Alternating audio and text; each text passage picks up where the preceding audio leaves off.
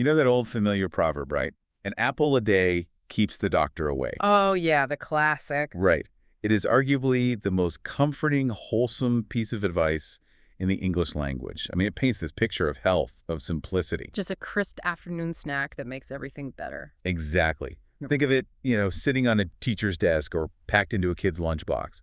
But if you take that exact same piece of fruit and drop it into the world of literature, It definitely does not keep the doctor away. no, it does not. Instead, it brings existential dread, Yeah. complete damnation, and just a thoroughly brutal sense of self-realization. It really is the ultimate whiplash because, in our daily lives, an apple is just lunch. Yeah, just lunch. But the moment it hits the page, it becomes this heavy, shape-shifting metaphor. It transforms from a sweet snack into a literal catalyst for absolute ruin. It's wild. And that is exactly the journey we are taking today. Welcome to the Deep Dive. If you're the kind of learner who loves connecting dots across centuries of history, And figuring out how a single idea evolves over time. you are in the exact right place. Today, we are immersing ourselves in a really fascinating analysis. It's from the December 2024 issue of Ideal Research. It's fantastic paper. It really is. And our mission today is to explore how a simple piece of fruit acts as a profound metaphor for self-discovery and, well, the loss of innocence in two vastly different masterpieces. We're looking at John Milton's Paradise Lost and Franz Kafka's Metamorphosis. Two very different vibes. Very different. Okay, let's unpack this. I want you to imagine how a completely mundane object can just shatter your entire worldview. Which is a terrifying thought, honestly. It is. But that is the core theme we are tracing today. We are looking at the human journey from blind comfort to painfully sharp awareness. And it is a deeply painful awareness. Because before we can truly understand the apple in Western literature, we have to recognize how fruits in general have functioned in global mythology for centuries. Right, they have a whole track record. Exactly. They are almost always devices used to expose the fragility of human connections. Like, they look like gifts, but they act like interrogations. The research brings up this captivating Indian myth about King Fatuhari, and it perfectly illustrates that exact point. It is such a brilliant but tragic story. No, it really is. So King Patuhari is given this blessed fruit of immortality. It's a divine, magical object. And because he is absolutely possessively in love with his wife, The queen. the queen, yes, he decides not to eat it himself. He wants her to live forever, so he gifts it to her. But there is a massive blind spot in his life. A huge blind spot. His queen is actually in love with someone else, the kingdom's stable keeper, of all people. Right, it's always the stable keeper. Always. So behind the king's back, she takes this ultimate gift and gives the fruit of immortality to the stable keeper. The irony is already building, but it goes another whole layer deep. It does, because the stable keeper, in turn, is infatuated with a local prostitute. Right. So he takes this priceless divine artifact and gifts it to her. This is just getting messy. So messy. Now, the prostitute is sitting there holding the literal key to eternal life. Right. But she has this moment of profound civic clarity. She thinks to herself, well, my life isn't that important. Wow. Yeah, she thinks the king's life, however, is precious to the entire realm. So she takes the fruit, goes to the palace, and gifts it right back to the king. It is a perfectly constructed, just devastating circle of betrayal. That has to be the absolute worst game of regifting in human history. Without a doubt. Imagine being the king in that moment. You are staring at this divine fruit that you lovingly placed into your wife's hands. And it has just been handed back to you by a woman from the streets. Right. But this makes me wonder about the mechanics of this story. Like, is the fruit actually casting a spell of realization, or is it just functioning as a mirror to reality? Well, if we connect this to the bigger picture, the fruit's real power in this myth was never the immortality itself. Oh, interesting. Yeah, the immortality is almost a distraction. Its true function was forced realization.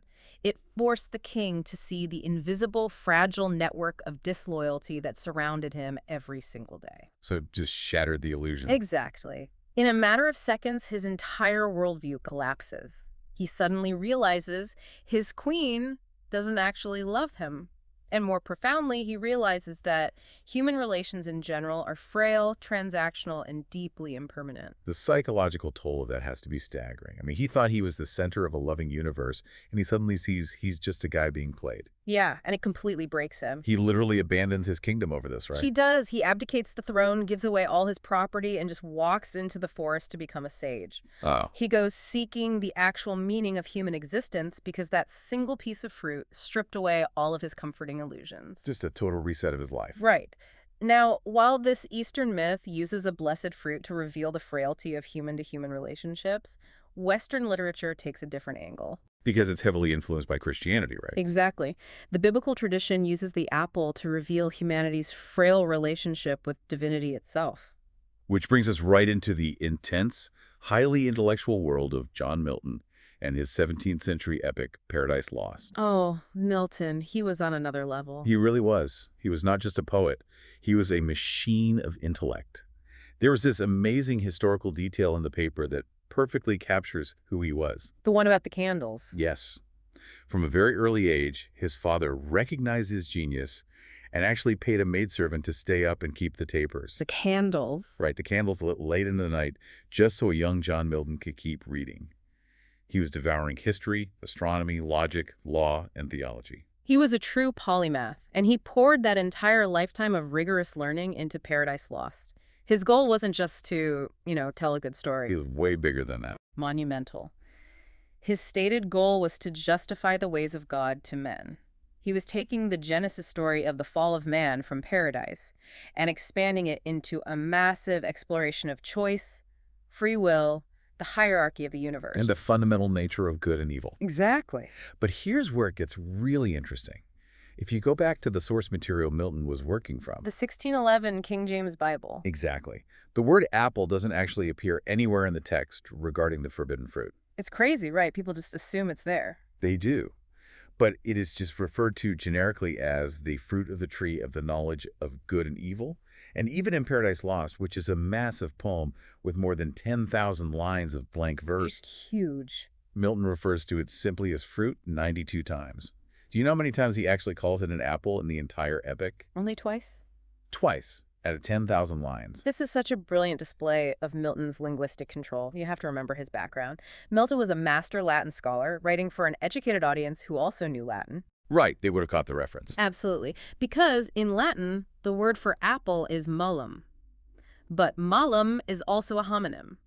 Wait, really? Yeah, it is the exact same word used for evil. That is incredible. So Yeah. the fruit and the consequence are literally the same word. Exactly. Malum the apple and malum the evil.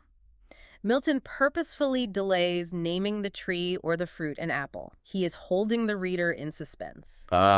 Building the tension. He wants to emphasize the psychology of the disobedience, the internal choice Adam and Eve are making, rather than distracting the reader with a trivial physical object. So when he finally does use the word, When he finally drops the word apple, he is firing off a linguistic flare. He is permanently linking the physical fruit directly to the concept of evil and original sin. It is a highly calculated move. hold on, I want to view this through a modern lens for a second. Today, we constantly tell people to seek enlightenment, right?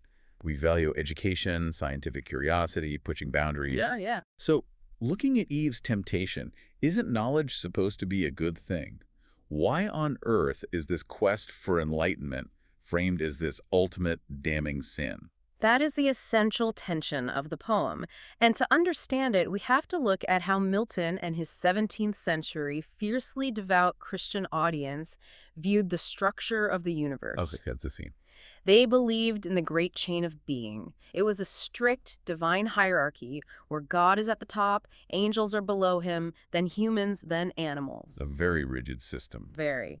Within that theology, Eve's thirst for knowledge wasn't about getting a college degree or inventing a new technology. It was a willful, sinful disobedience of the one direct boundary God had set for them. Right, because Satan, disguised as a serpent, doesn't just say, hey, eat this, it tastes great. No. He specifically tempts Eve by telling her that eating the fruit will elevate her status. He says it will make them powerful, like gods. Precisely. It is a lust for divine power masquerading as a quest for knowledge. It is a direct attempt to break the hierarchy of the universe. And the cost of that choice is pretty steep. Visceral and instantaneous. The moment she tastes the fruit, Milton describes the earth itself groaning in pain. Wow. It is an immediate catastrophic shift from a graced divine space of pure innocence into a traumatic, godless world of shame and guilt. They suddenly realize their nakedness. They feel lust, anger, and blame for the very first time. They lose their direct conversational contact with God. The apple enlightens them, sure, but it enlightens them to their own absolute vulnerability and moral failure. It forces a brutal self-realization. Milton leaves Adam and Eve expelled from the garden, stepping out into a chaotic, terrifying reality. They are completely on their own. They're suddenly isolated, suffering deep existential anguish. They are entering a world where, to quote the text, things fall apart and center cannot hold. And it's exactly in that fractured, centerless reality where Franz Kafka picks up the baton hundreds of years later. It's a massive jump. It is such a massive thematic shift. Milton was writing to justify God's ways to an audience who implicitly, unquestionably believed in God. But by the time Kafka writes Metamorphosis in 1950, The world has changed completely. the audience has gone through an absolute earthquake of a paradigm shift. What's fascinating here is the sheer velocity and totality of that cultural shift. The 250 years between Milton and Kafka completely dismantled the 17th century worldview. Just tore it down. Exactly. First, humanity experienced Charles Darwin's theory of evolution. Darwin fundamentally altered our understanding of human origins. We weren't fallen angels anymore. Right. We weren't expelled from a divine garden. We were biological organisms evolving in a harsh natural world. The literal Garden of Eden vanished from the intellectual landscape. And right on the heels of that, you have Sigmund Freud developing psychoanalysis. Which is another huge blow to the old worldview. Yeah, Freud essentially told the world that our deepest struggles aren't battles with external supernatural demons like Milton's Satan. The devil is inside us. It's our own psychology. It is our own subconscious, our repressed desires, our id.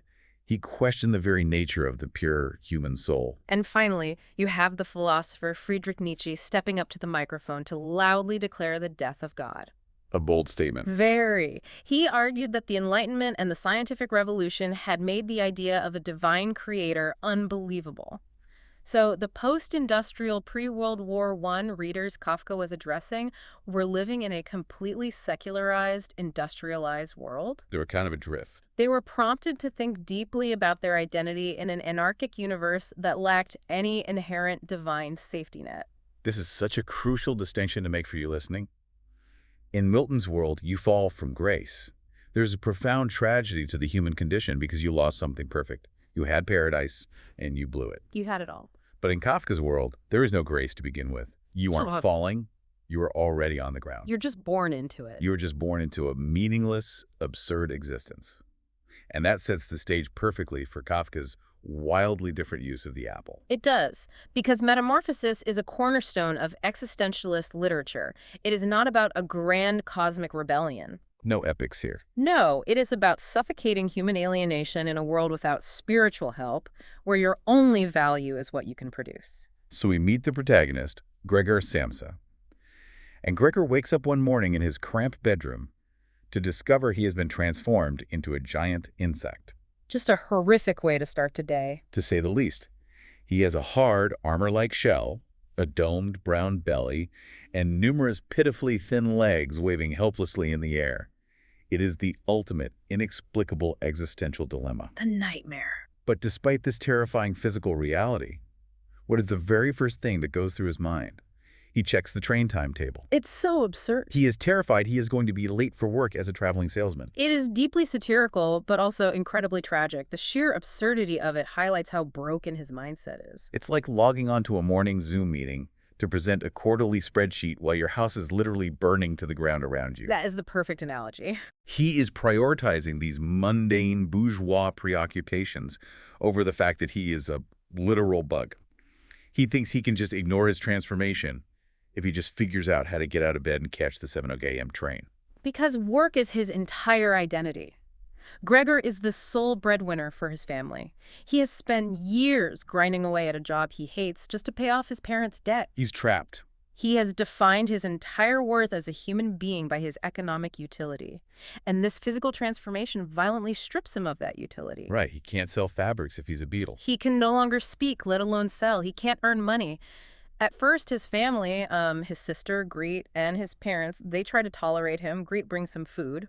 But that doesn't last. No. As the financial reality sets in, as the savings dwindle and they have to take in obnoxious lodgers just to pay the rent, Gregor's transformed body becomes an unbearable horror to We them. lock him away, They isolate him entirely. which leads us to the pivotal, devastating scene with the apple. This is not a metaphorical, glowing fruit hanging from a sacred tree in a mythical garden. No, not at all. It is a literal weapon. One evening, Gregor escapes his room, drawn by the sound of his sister playing the violin.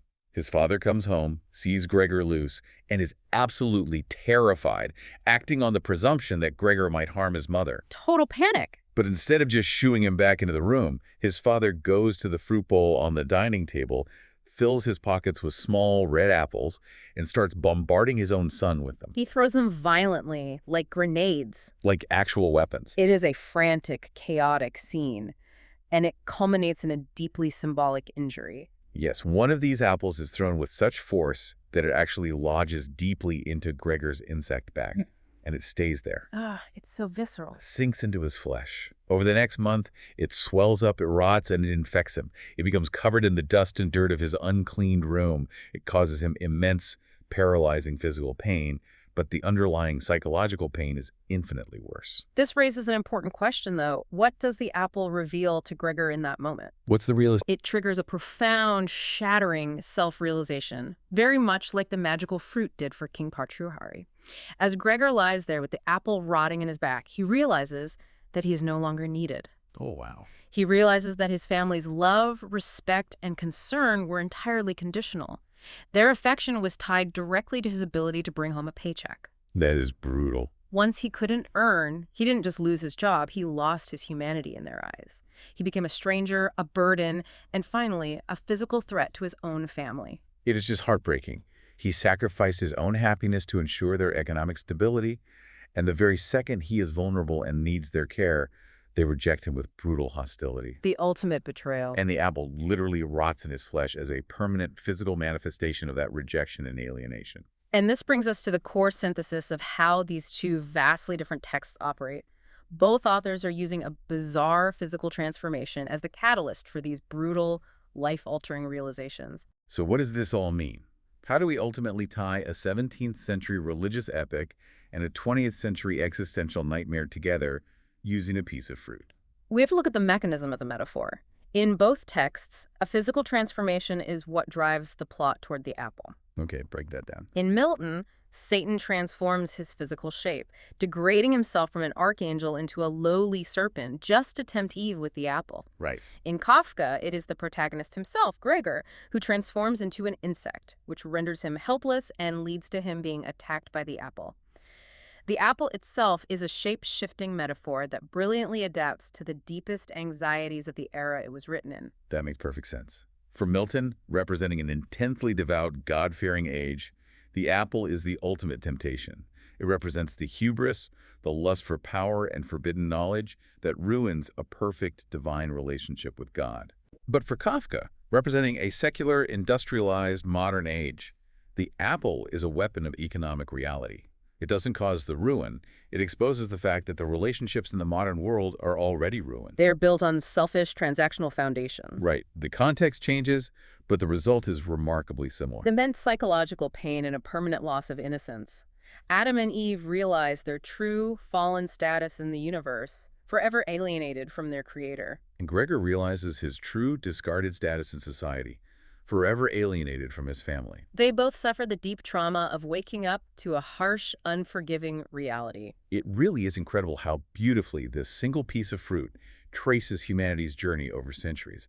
We go from this grand cosmic quest for divine knowledge in a lush, perfect garden, straight down to the harsh, absurd realization of our own economic and social fragility in a cramped, dusty, debt-ridden apartment. Literature at its finest forces us to examine those exact frailties. It uses these seemingly mundane symbols, an apple, a bug, a dark room, to bypass our mental defenses and show us the truth about ourselves. And that is exactly what I want you to take away from this today. Oh. Whether you are studying 17th century theology or 20th century existentialism, these texts are holding up a mirror to our own desires, our own blind spots, and our own vulnerabilities. They reflect us back to ourselves. Exactly. The apple wasn't just magic in an Indian myth. It wasn't just divine temptation for Eve, and it wasn't just a projectile for Gregor. In every single instance, it was a reflection of the people holding it. It is a mirror that shows us exactly what we value, what we build our identities around, and what we are absolutely terrified of losing. Exactly. Which leaves me with one final thought for you to mull over today as you go about your life. Maybe grabbing a snack or sitting at your desk. A little homework. A little mental homework. Yeah. If the apple was the ultimate symbol of forbidden knowledge in the 17th century, and the ultimate symbol of absurd economic hostility and transactional love in the 20th century, Yeah. well, I want you to look around your house right now. Look closely. What seemingly mundane object sitting in your room, on your desk, or in your pocket right now will the writers of the 22nd century use to symbolize our current era? What object will they use to represent our modern anxieties, our information overload, and our digital isolation? What is the apple of today just sitting there waiting to shatter our worldview?